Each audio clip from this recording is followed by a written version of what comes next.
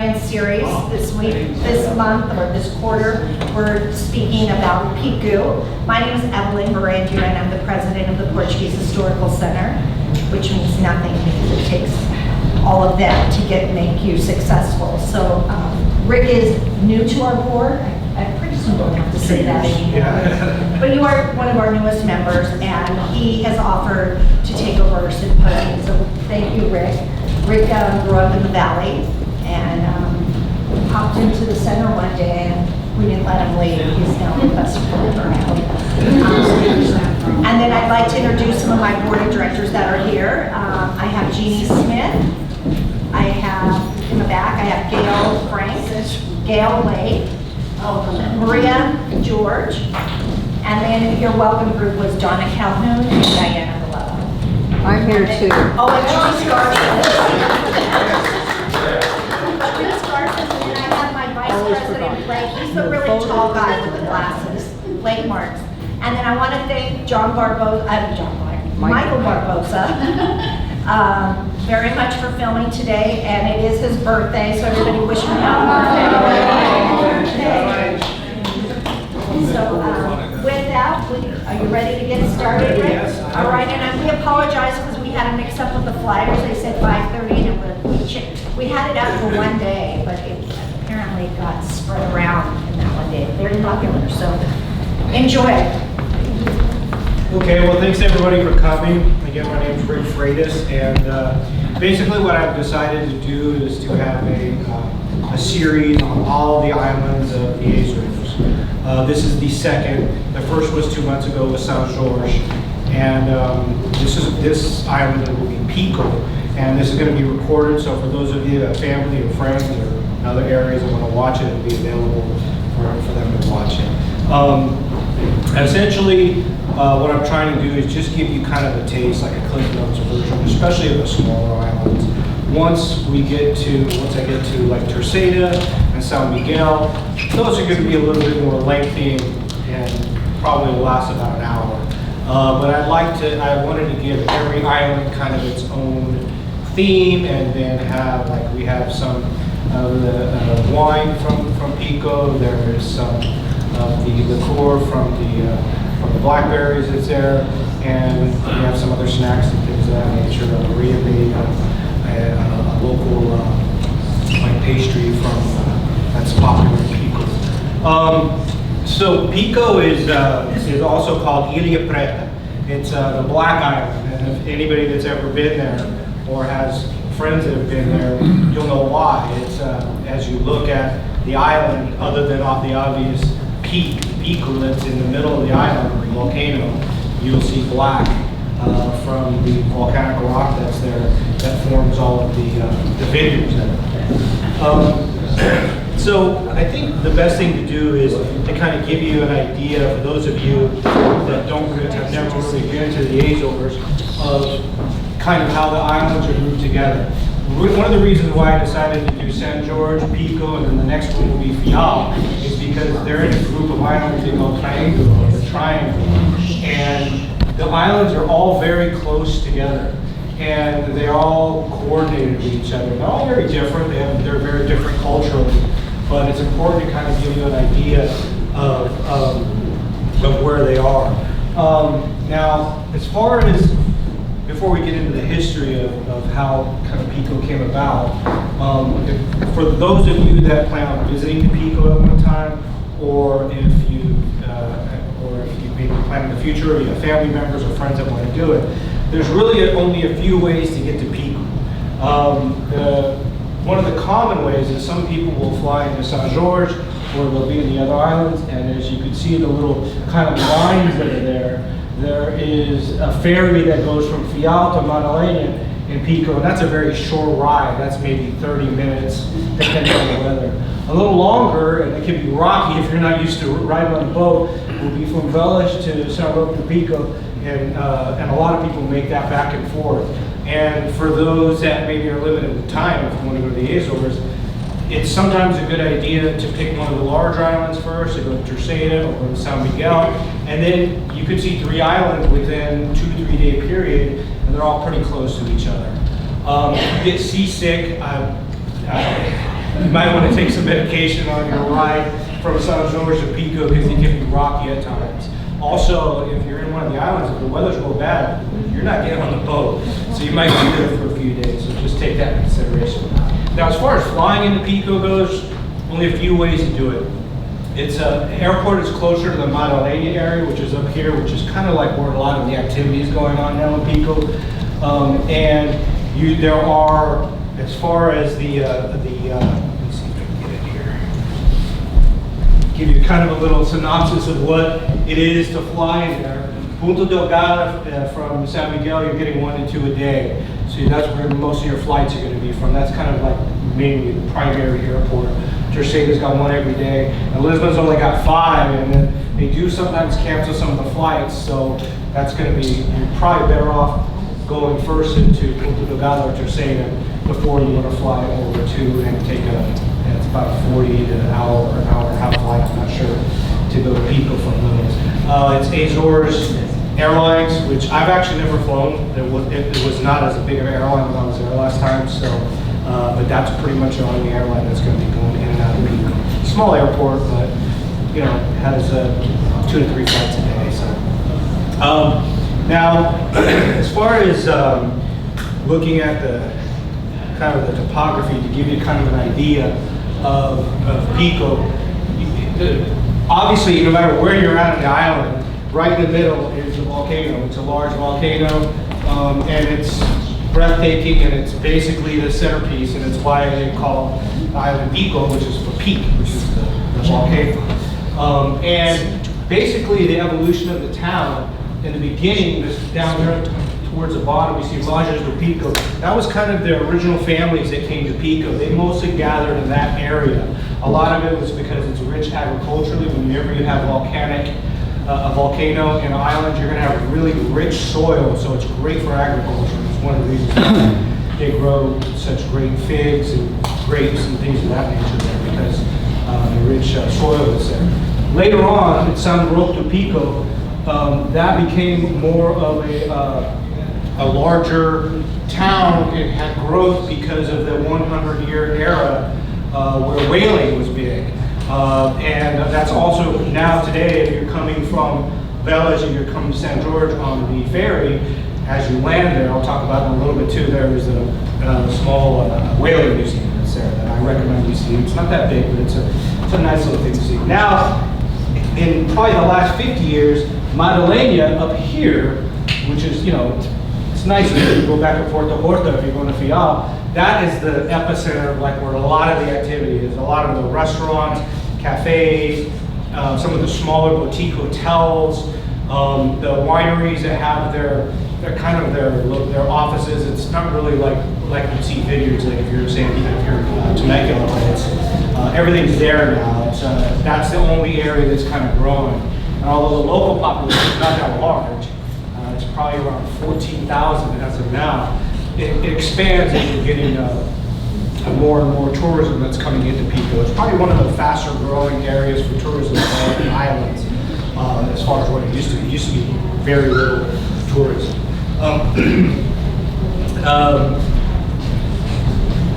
So if you can imagine 14,000 people that are living in Pico now, 14,000 now, it's one of the few places in the Azores where the population has actually decreased. For the last 200 years, it's slowly decreased towards 14,000. Now, Point Loma has anywhere from 30 to 45,000 people, so even just Point Loma here is about 3 times the population of the entire island of Pico. To just kind of give you an idea, it's a small town life. You know, it's not. Point Loma would be considered a fast-paced life to people that are from Pico or that live in Pico right now. So the temperature is, to me, is kind of an interesting thing to me, and I didn't even really know this by looking at it. You go up here, like it has it in Celsius and Fahrenheit, but it's pretty much spring year-round.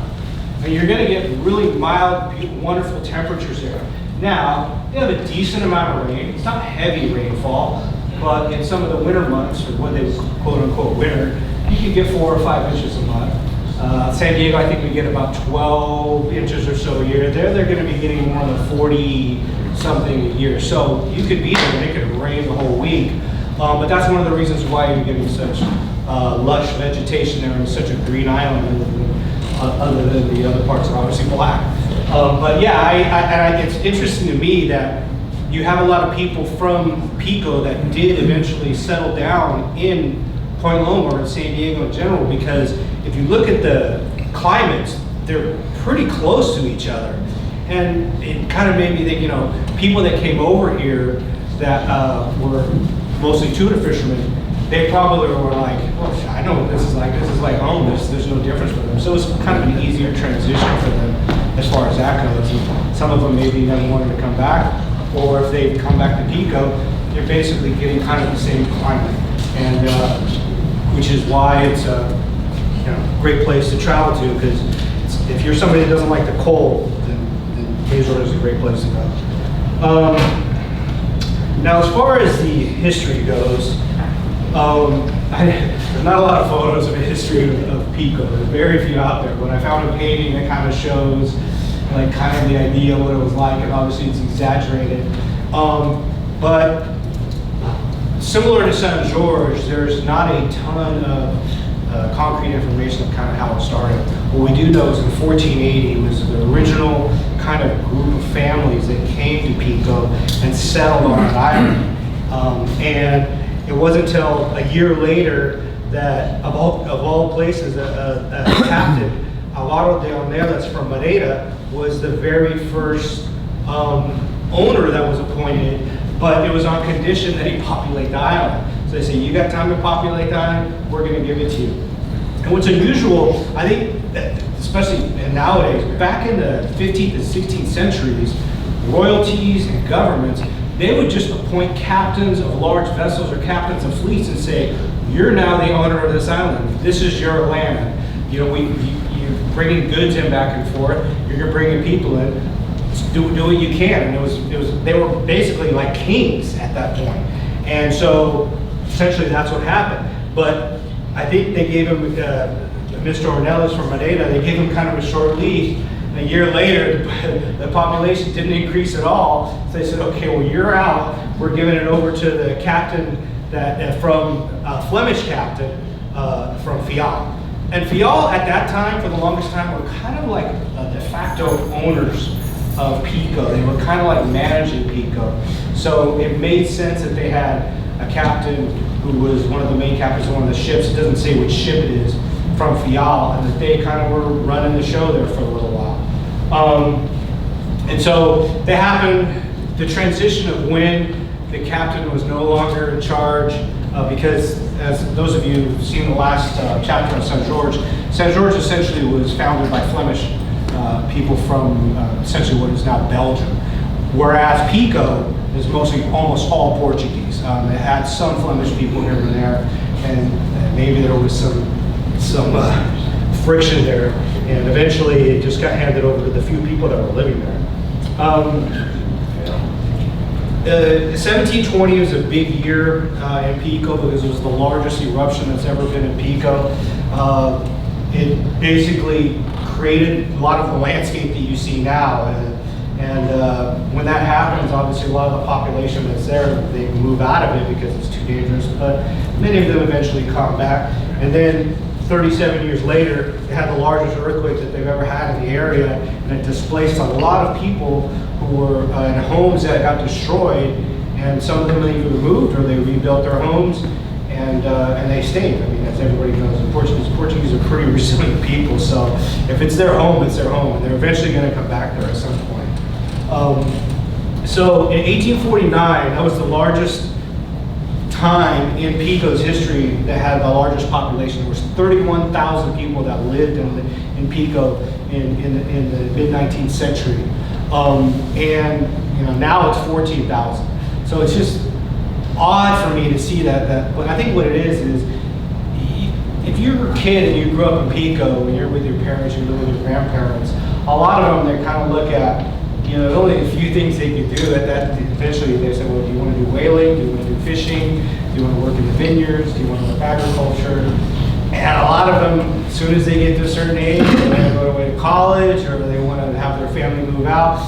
So it's hard to keep there. What I'm hoping happens is, and I think what will happen is eventually you're getting more and more tourism there, and ecotourism, and it's going to expand opportunities for people, and you're going to get a lot of people who are from Pico who left, and they maybe will come back and start small businesses there. And you're already starting to see that now. A lot of the smaller restaurants that are there now, a lot of the cafes, a lot of the smaller vineyards are all people whose either their parents are from Pico or they were raised in Pico, left to the US or Europe, and they came back. And I think that's slowly happening. I think about 10, 15 years from now, you're going to see quite a bit more of that. That's just my prediction. We'll see what happens.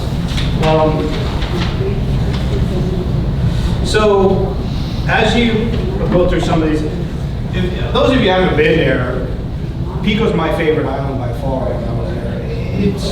It's a beautiful island. It really is. I mean, it has like a real charm about it when you're looking at it, and you can't help when you're walking around the island to just feel peaceful, because it's such a beautiful place for nature, for architecture, and any of you who've been there, the people that are in Pico, they're really known for their hospitality, being really sweet and nice. I mean, people will come up to you and just start talking to you like they already knew you for 100, 200 years, like, hey, you know my, and then you're like, what? But that's just how it is, and it's that way in the Azores, but really in Pico, you do notice it. Now, so you can see right there, a lot of small homes in kind of small areas, and there's a lot of Pico is still kind of stuck in time, which is very charming to a lot of people. It is to me. Now, as far as industry, like what kind of is the engine that keeps Pico going, the largest by far is wine. The wine industry there it's in its really kind of its infancy, and it's more for tourism. They don't do a ton of export, and a lot of it is, and some of it is, they really for the longest time only did a type of wine called Bordello, which is it's like a green colored wine. It's very sweet, it's very refreshing, it's kind of fruity. It's a great summer wine. Now, some people prefer drier wines or red wines, and you're seeing some hybrids that are starting to happen there and things of that nature, which will expand it. But it really is something you can't not know when you're there. As you can see, these are some of the vineyards that are there. And to anybody that's not been there, the first thing they notice is like, well, I've never seen anything like that before. And you're not going to. This is something that's very unique to the island. You can see an overhead shot there. There's large sections where it's just vineyards. And I can't even imagine how difficult it must have been to put some of these sections together. It's just all volcanic rock. And so the volcanic rock vineyards are called cucais. I don't know if I'm saying that correctly. And essentially why you have this, people are like, well, it doesn't make sense for you to have volcanic rock surrounding it, like what's the purpose of it? But the area of Pico, you get a lot of wind, you get a lot of salt in that wind, and that's not good for vineyards. So this is a way to protect the plants. Another thing that happens is the temperatures get warmer during the day. That volcanic rock absorbs that heat. And what it does is that heat stays in there. It helps to mature the grapes, and it kind of helps with the process of making sure that the grapes stay healthy. And they do stay healthy. They don't really have a lot of issues like some of the other places. We're looking at over 100 years of pretty large growth in their vineyards there, although they've been there since the inceptions in the 1500s and 1600s. Here's some of, if you want to look up close, you can kind of see, it's very primitive. It's just people stacking rocks. And I really don't know what they use to kind of keep them together, like what type of product that they use, but it looks like it's just kind of pieced together like a jigsaw. Here you can see, they're starting to slowly but surely have small kind of wineries where you can come in and do tastings. When I was there, it wasn't as organized, but now slowly but surely you're starting to see a lot of groups that are getting together, that are doing tours that show you how the wine's done. They let you get in there and they pick some grapes and things of that nature. And slowly but surely, you're starting to see more and more wine. Here's some. I think this is tourists actually picking. And the guy down closest to us is probably owns maybe the vineyard, but I think what they're doing is they're bringing in tourists and they kind of get in there and see what it's like. And here's like some of the more common wines. You can see the whale tail in there. That's kind of one of the symbols you'll see in a lot of the different artworks there in Pico. And that. So, right now there's kind of minimal exports with the wine. I think that's eventually going to change, hopefully. There's this kind of like two trains of thought here. There's one train of thought is, well, we want to keep Pico small. We want to keep it charming. We don't want big companies to come in there and start taking over and do distribution. And the other side is, well, we kind of want people to know about it, and the way to do it is you're going to have money coming in and big companies coming in and expanding the popularity. And that, it can happen like that with wine, as you guys have seen kind of all over the world. One day, one place, there's very few people there, and then all of a sudden you have $500 a night Airbnbs, and you have so it can happen. It could be a place where a lot of Europeans are going to want to come. So we'll see in the future what happens. One of the industries that was big there was really only big for actually 100 years, and it's interesting because as you're coming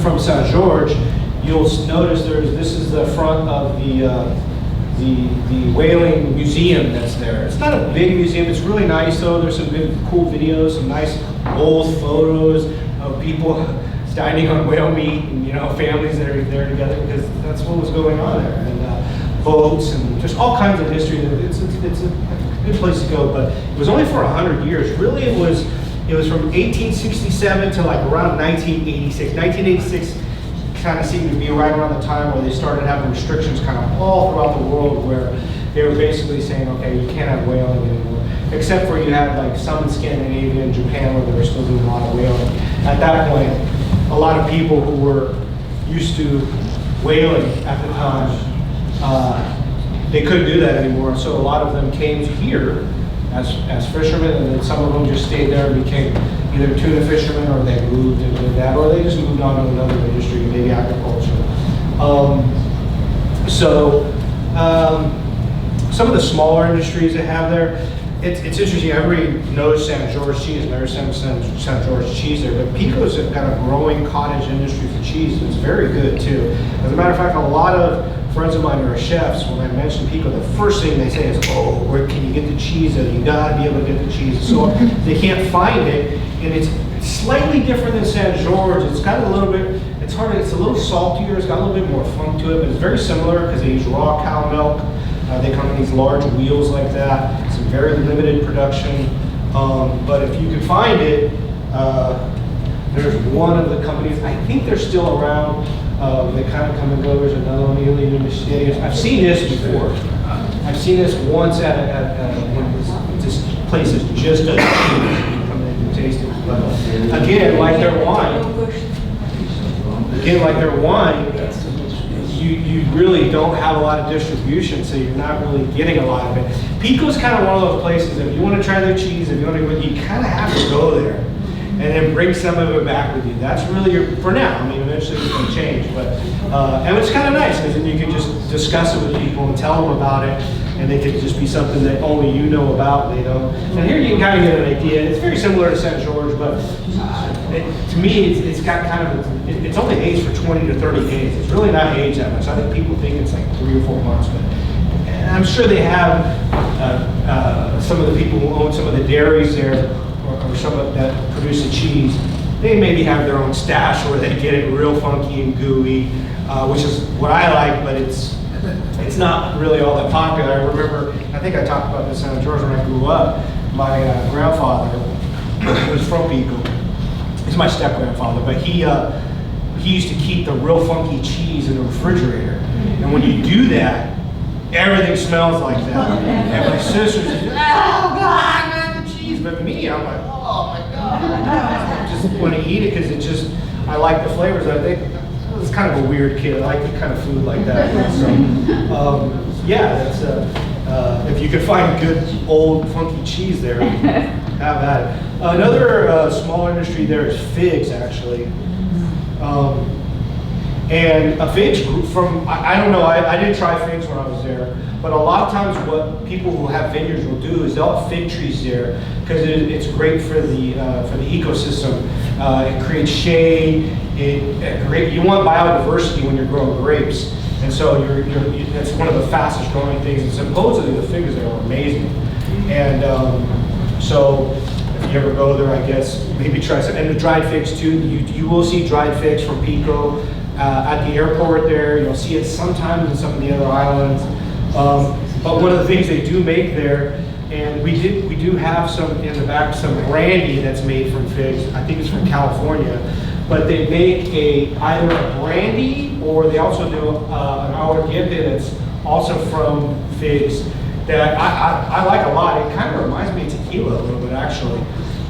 And it's got like a real nice kind of sweet flavor, but it's not too strong. And, if you ever come across it, you find it. If you go to, again, one of those things that unless you're in Pico, you're probably not going to find the brandy or aguardiente, so you probably want to bring back some bottles and share with some family members or somewhere. As far as the cuisine goes, 13,000 people, you're going to have kind of a narrow cuisine of what they're doing. But from my perspective, one of the best pull that I've had is from Pico, which is an octopus soup.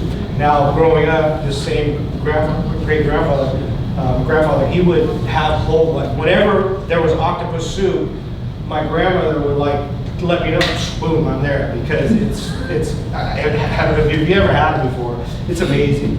And it's probably one of their signature dishes, maybe, that's there. It's just like anywhere else in the Azores. Every family is going to have their own varying recipe of how they're going to do it. Some people put more red wine, some people put less, more garlic, or whatever. So it's just kind of one of those things. But most of the restaurants there now do have some form of this. Also, as we know here, we have our Lapis Festival that's here, and Lapis is big there as well. Maybe a little bigger in St. George, but you will see it at most restaurants there. Most families will. It's not something you have all the time. I think it's more on special occasions because they're kind of hard to get. Anybody that's ever tried to get off like the rocks in the area, it's an adventure. You don't just go out in scuba gear and hope to pull them off the rocks. You might get cut up a little bit when you do it. Now here's one that I didn't see when I was there, but evidently is one of it's for families. This is a signature dish, and this is it's called linguiça com inhamish. I've never had that before. Oh, okay. It's taro. Okay, so it's not yams. So it's taro. They're kind of similar, right? Taro. And it's it's interesting because it's kind of sweet. The potatoes are a little bit sweet, and I guess it's a combination. No, those are not sweet. So they're just Very bland. they're bland. Okay. All right. Cleans your palate. Oh, is that how it goes? Okay. I don't know. I've had Louise, and I've never had a potato. It's not potato. So, was that something a lot of you had growing up? Yeah. Okay. So that's like We grew it. everyday thing. I never did. It's interesting. Louisa, yeah, all the time. Not with. Okay, so getting to kind of what the island looks like. Like I said before, the tourism is really starting to grow there.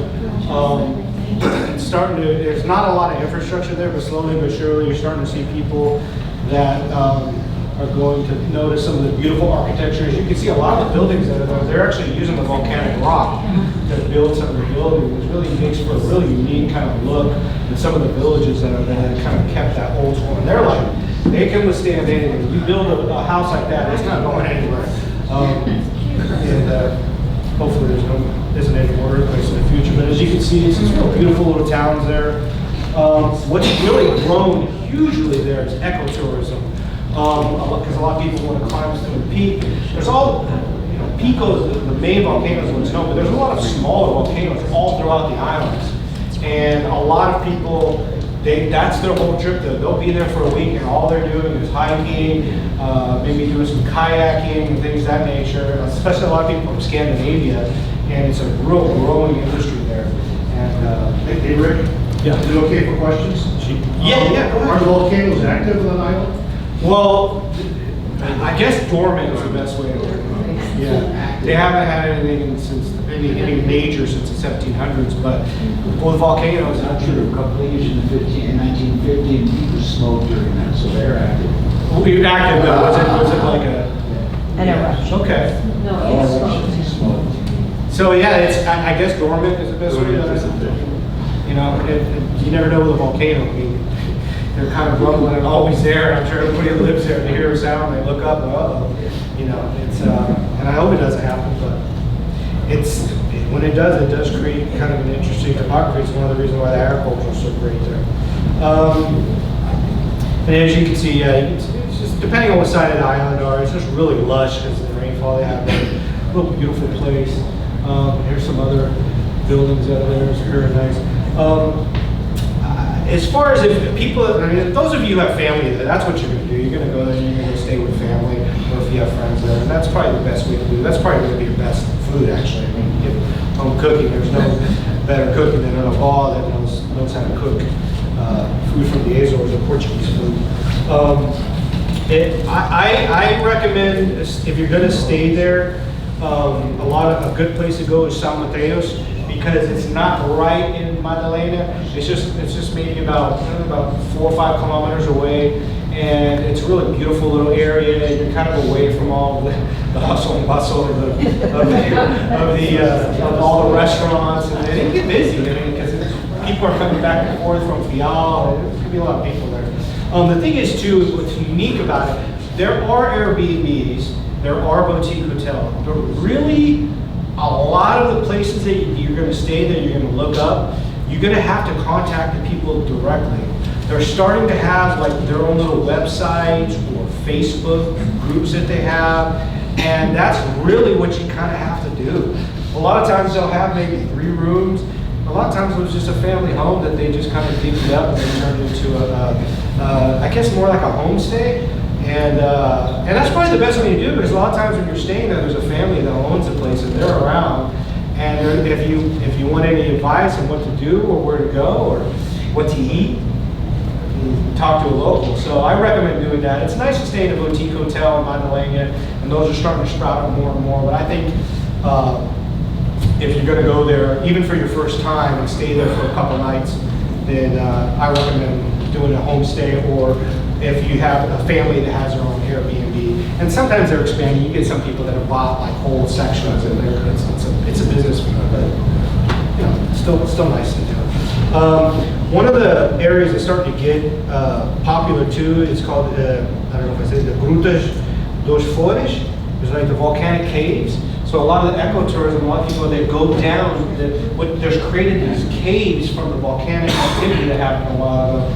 And it's really interesting. There's almost like underground rivers that are underneath there. People go down underneath. Lava tubes.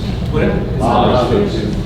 Lava juice? Lava tubes. Tubes. Oh, okay. Veins that spout the lava. So you walk in them and you're fully covered. And how far do they go in?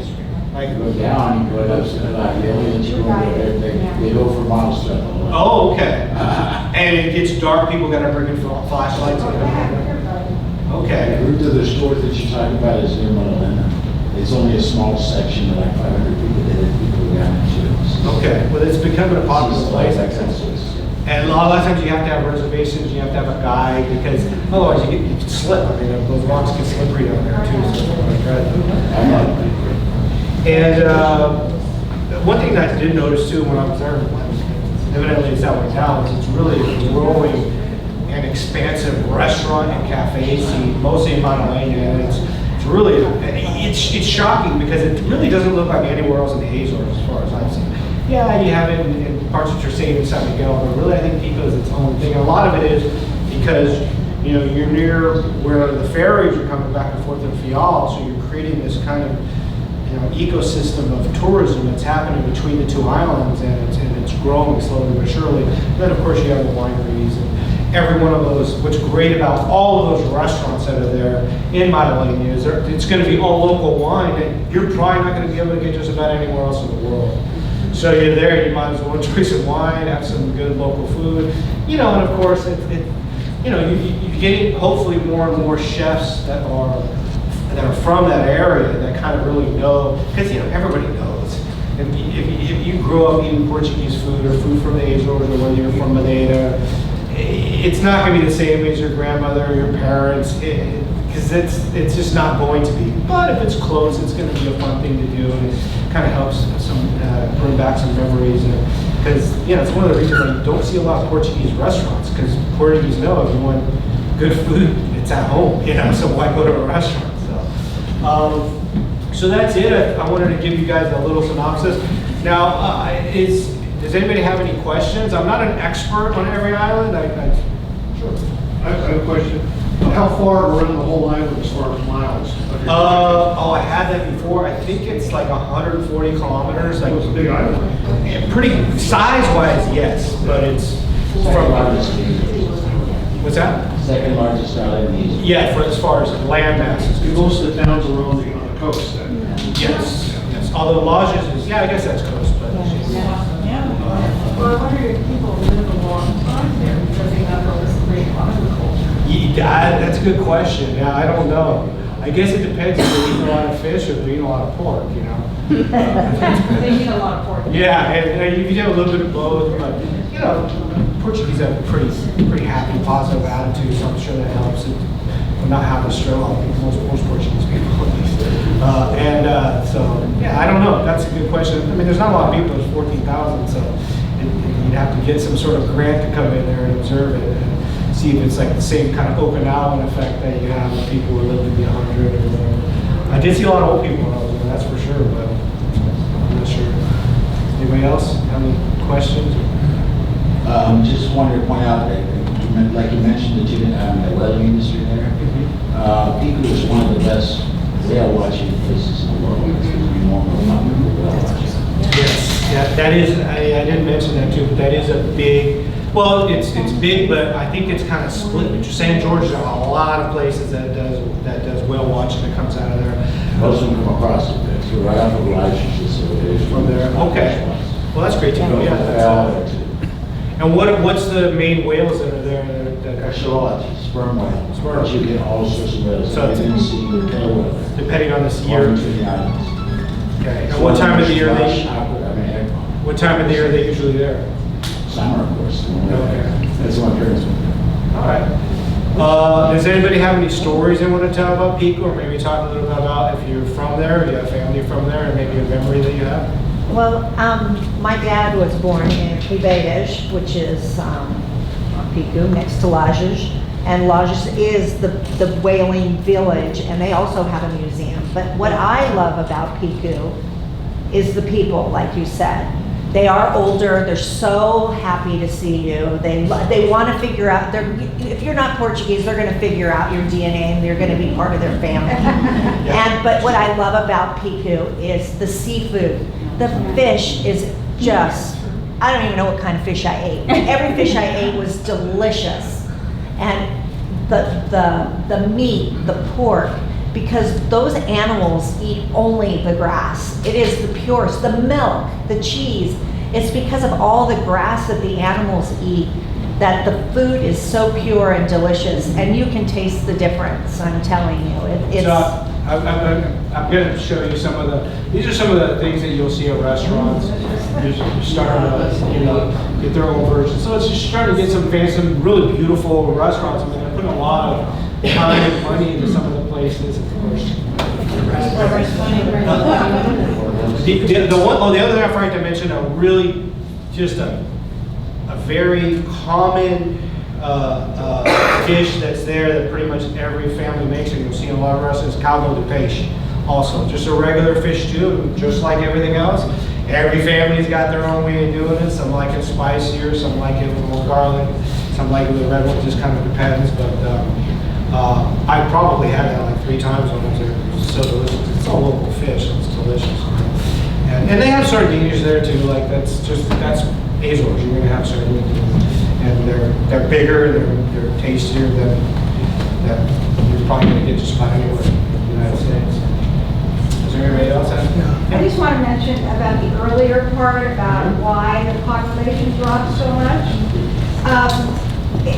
What happened in around 1850, 1860, they really wanted to populate Brazil. And there were lots of incentives for people, especially for people, they gave them money and passage to go and populate Santa Catarina in Brazil. And if you go to Brazil, Santa Catarina, it's like you're walking in San Miguel, the Azores. It's like you're walking in the Azores. They have the pigeons, the chapels. It's changed a lot, but those initial people came from people and and so if you look at the old passports, and by the way, if anybody's here wants to look up their family, it's online up to about 1912. So if you happen to know their birth date and their first name, you don't even need a last name, you can find that. So when you look at their passport, there are pages and pages and pages of people who left people to go and live in Brazil. Some came back, some didn't. The other thing that happened too was there was a huge plague on the grapes, over the grapes. They lost their industry at that time. That's why a lot of people then went into whaling. So that was another cause for people to leave the island. And just talking specifically about Freitas, in 1893 there were 2 big boats that were represented 23 families, well more than that, but anyway, there was a very bad storm. The boats apparently were shipwrecked and sunk, and so 23 families were left without their men. No men, no sons, and a lot of these families then, because they already had family in the United States, were able to come. And so all that contributed to losing population. And then as people became more and more educated, because the education, at least in the beginning of the century, there was, especially under Salazar, especially for the Azores, there was very little education. So people were leaving, and they were looking for better options. Another one quick thing to say too is, during that time, because it's volcanic, even though the volcano lava makes the land enriched, it's hard to stay. So it's really hard to grow. You'll see corn and things like that, but people were really suffering. It was really a hard life for them, and so that's why you start seeing people leaving. Okay, thank you for that. Yeah, is there a dialect in the Azores, because like in Brazil versus Portugal? You mean just all of the Azores in general? Oh yeah, it's much different. It's between dialects among the different islands. 46 dialects on Pico, 46. Yeah, and I was going to say there's even 46 dialects. micro dialects within villages. Yeah. And it's not like massive differences, Yeah. but it's in pronunciations and maybe certain words they might have for like a fruit or for like an animal, and like what, but it's The way they say it. yeah. Let me word it this way. If a person from the Azores went to Portugal, would that person be recognized Oh yeah, because of dialect? for sure. For Oh, sure. even now. That's even there's an accent there too, even when you hear somebody who's from the Azores who speaks English versus somebody from obviously Brazil or Portugal. It is a totally different way that they speak Portuguese. I speak rudimentary Portuguese. I spoke a lot more when I was younger, but I'm trying to get back into it again. But I find that all the studying that I'm doing with tutors and going to classes, it's all Brazilian, so then all of a sudden I get a Brazilian accent, and then I get relatives yelling at me, "Ah, you sound like you're from Brazil." What do you want? I'm trying.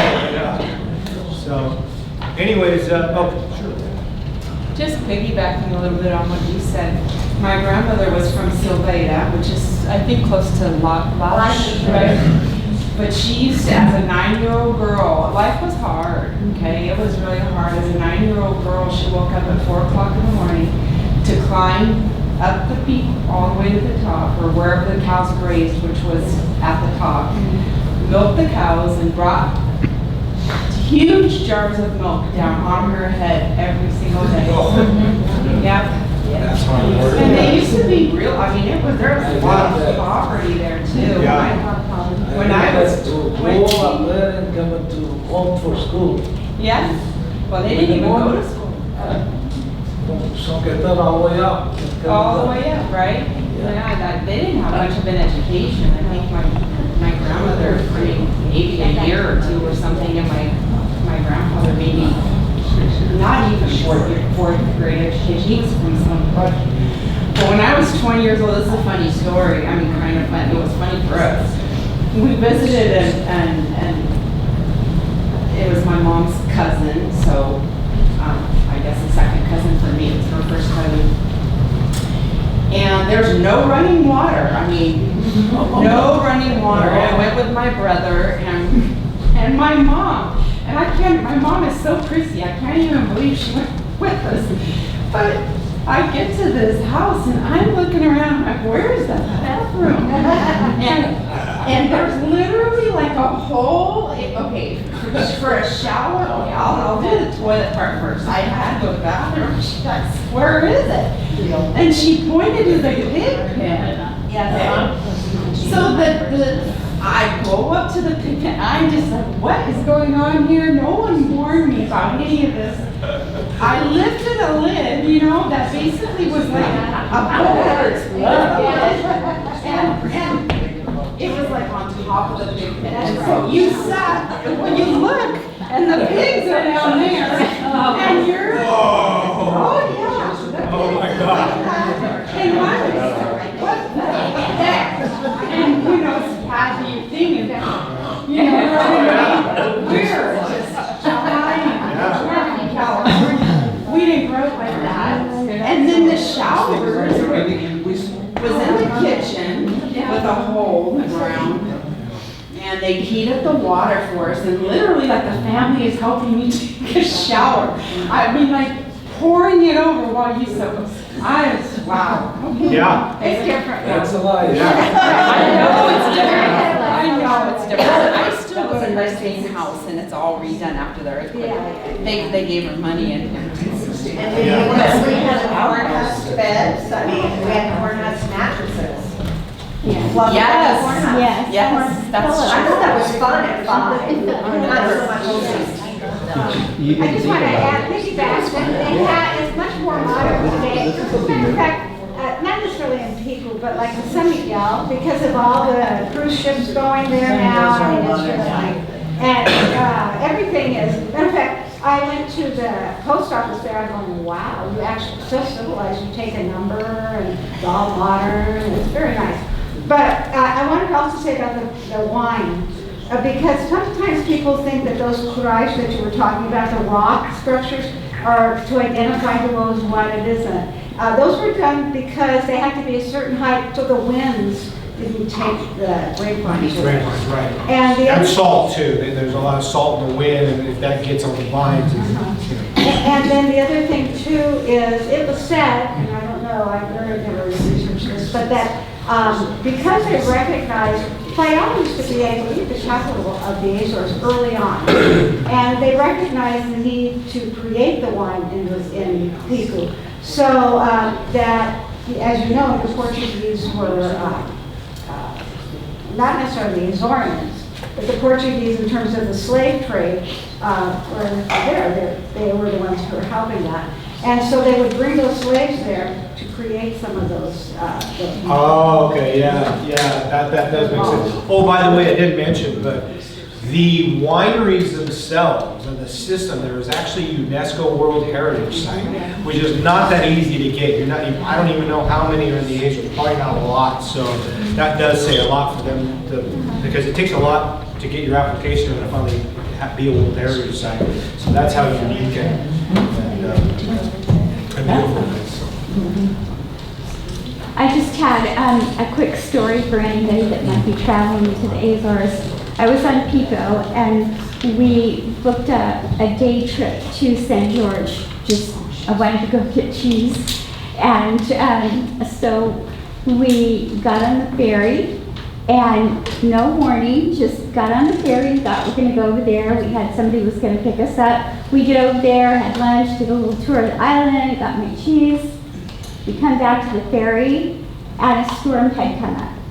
And we were stuck on St. George for 2 nights. And we were lucky to find a hotel. Yeah. But yeah, it just kept getting worse and worse. And there was no warning. Nobody said, oh, maybe you shouldn't go, so you're kind of on your own. Yeah, and the weather changes quickly, Yeah. so, and the weather forecast isn't always right. I mean, Right. you have to kind of be flexible with something like that, but yeah, and also, I mean, if you're not used to some of those ferries, just seems like an easy, I wish I had photos of my sister that's like laying on the ground, like, she's all green. Yeah. And she gets. Now they're nice. They're nice now. Yeah, well, not when we were there, it was rock and roll.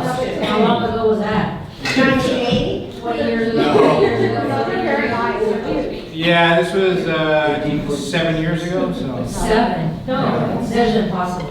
Maybe it was bad weather. It was bad, it was like, It was bad, it was like this. But just one more thing too, people are still, people who live there is different. But people who are going to visit, if you're gonna rent a car, you need to plan way ahead. Yes. It's very difficult to get a car rental there. I mean, they have a lot, there is a lot of tourism now in Pico. And so, just plan ahead. Or you can hire a driver for the day. Yeah. There's some of that, but that also needs to be organized. Yeah. And if you're there during a busier season, then yeah, it's gonna be hard, and there's not gonna be any cars, and there's no public transportation there at all, so. Well, there is public. There is? But you're on Early in the morning, you have to do it. Okay, yeah. The whole island. And it goes halfway and then back. Yeah. So, not totally reliable. All right, well, thank Okay, you, Rick. well, thanks everybody for coming, and Thank you, I'm glad you're still sticking around. just so everybody knows, we're doing them about every 2 months or so. And the next one will be Fial. And the ones that were Terceira and San Miguel, they'll be a little bit longer.